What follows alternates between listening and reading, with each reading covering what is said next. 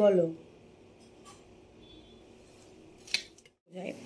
তো ছক দেখার সঙ্গে সঙ্গে তুই এইবার যখন আসলি তখন আমি একটাই কথা বললাম যে তোর ঘরে সাপের উৎপাত বেড়ে গেছে।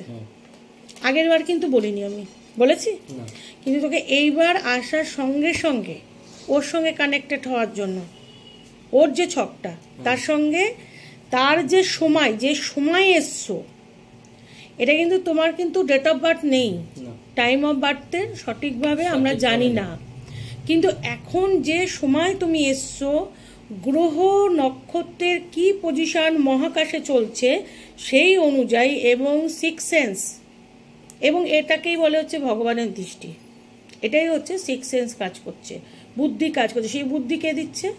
স্বয়ং ভগবান গণেশ এবং মা দুর্গার কৃপা দৃষ্টি। গুরু হচ্ছে আমাদের গণেশ, গণেশ হচ্ছে বিনায়ক, বিনায়ক মানে হচ্ছে আমাদের গুরু, বিনায়ক মানেই হচ্ছে গুরু, গুরু, উনি বুদ্ধি দিচ্ছে, বুদ্ধিদাতাই সিদ্ধিদাতা উনি।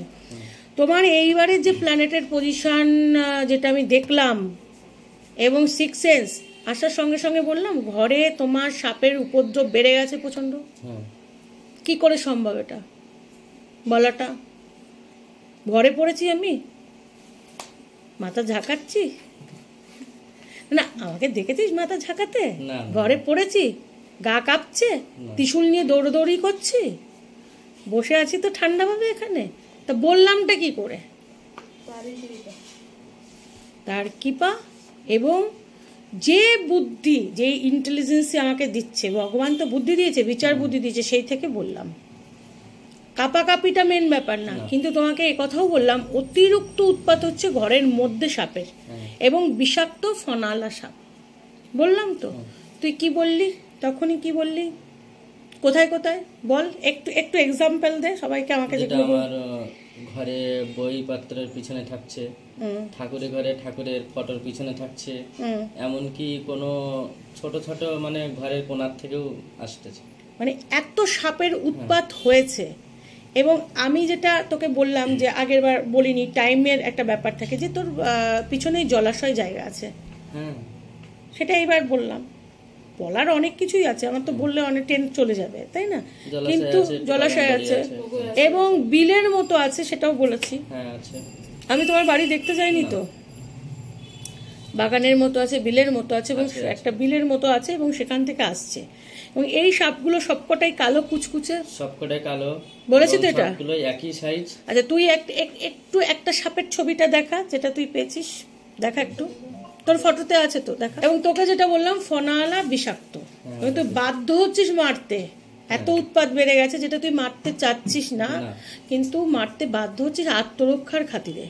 কারণ কখনো তোর বইয়ের পিছনে থাকছে, কখনো, এবং একটা তুই দেখা, এটা দেখা।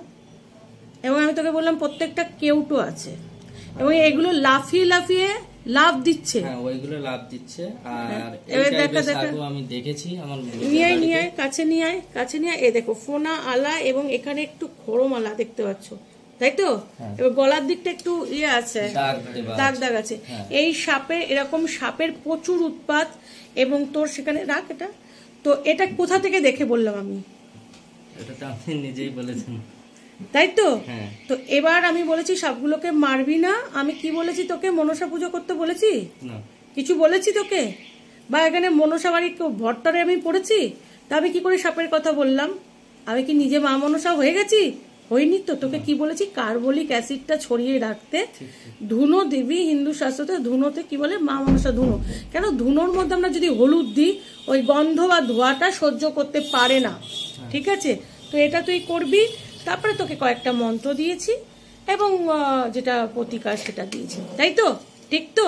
তাহলে এগুলো নিয়ে ভণ্ডামি করা কি উচিত?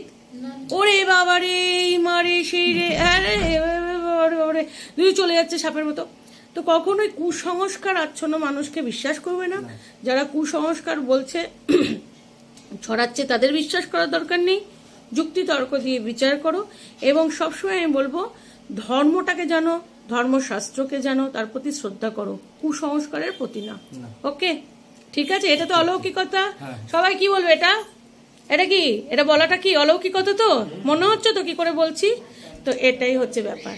তো সাবধানে সবাই থাকবে। সাপের তোমার যে উৎপাত, আমি চাইবো যাতে তুমি এর থেকে রক্ষা পাও। জয় মা দুর্গার জয়।